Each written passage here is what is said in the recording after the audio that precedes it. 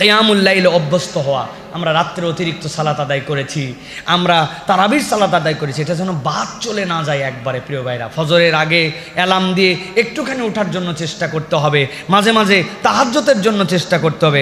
আল্লাহ রাব্বুল আলামিন কোরআনুল কারীমের মধ্যে বলেছেন, কানু কলিলাম মিনাল লাইলি মা ইয়াহজাউন ওয়া বিল আসহারি হুম ইস্তাগফিরুন।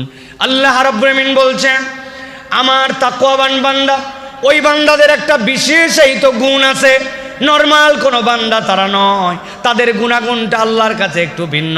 দুইটা গুণ তাদের জীবনে আছে।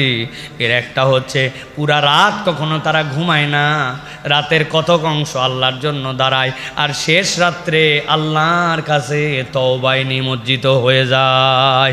তার মানে ওই বান্দা রাতের পর রাত কেবল ঘুমায় ঘুমায় পার করে না, রাত্রেবেলা মাঝে মাঝে উঠে আল্লাহর কাছে একটু দোয়া করে, আর ফজরের ওয়াক্তে আল্লাহর কাছে তওবা করে। আল্লাহ বলছেন, এই দুই গুণওয়ালা আল্লাহর প্রিয় বান্দাদের তালিকাভুক্ত।